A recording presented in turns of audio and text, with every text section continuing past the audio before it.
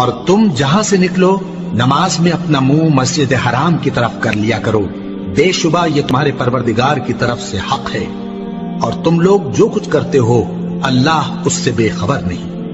اور تم جہاں سے نکلو مسجد حرام کی طرف منہ کر کے نماز پڑھا کرو،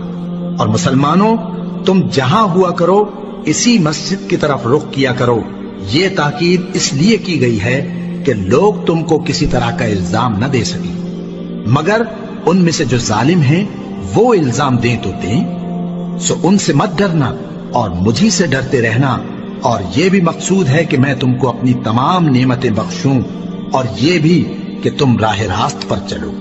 جس طرح من جملہ اور نعمتوں کے ہم نے تمہیں میں سے ایک رسول بھیجے ہیں جو تم کو ہماری آیتیں پڑھ پڑھ کر سناتے اور تمہیں پاک بناتے، اور کتاب یعنی قرآن اور دانائی سکھاتے ہیں، اور ایسی باتیں بتاتے ہیں جو تم پہلے نہیں جانتے تھے، سو تم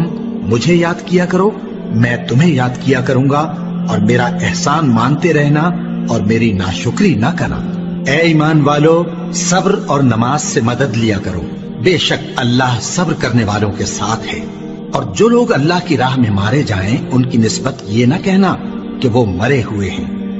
وہ مردہ نہیں بلکہ زندہ ہیں، لیکن تم کو شعور نہیں۔ اور ہم کسی قدر خوف اور بھوک اور مال اور جانوں اور میووں کے نقصان سے تمہاری آزمائش کریں گے، اور صبر کرنے والوں کو بشارت سنا دو کہ ان لوگوں پر جب کوئی مصیبت واقع ہوتی ہے تو کہتے ہیں کہ ہم اللہ ہی کا مال ہیں اور اسی کی طرف لوٹ کر جانے والے ہیں۔ یہی لوگ ہیں جن پر ان کے پروردگار کی عنایتیں ہیں اور خصوصی رحمت بھی ہے، اور یہی سیدھے رستے پر ہیں۔ بے شک کوہ صفا اور مروہ اللہ کی نشانیوں میں سے ہیں، تو جو شخص خانہ کعبہ کا حج یا عمرہ کرے اس پر کچھ گناہ نہیں کہ دونوں کے درمیان چکر لگائے، بلکہ یہ ایک نیک کام ہے، اور جو کوئی نیک کام کرے تو اللہ قدردان ہے، دانا ہے۔ جو لوگ ہمارے حکموں اور ہدایتوں کو جو ہم نے نازل کی ہیں کسی غرض فاسد سے چھپاتے ہیں،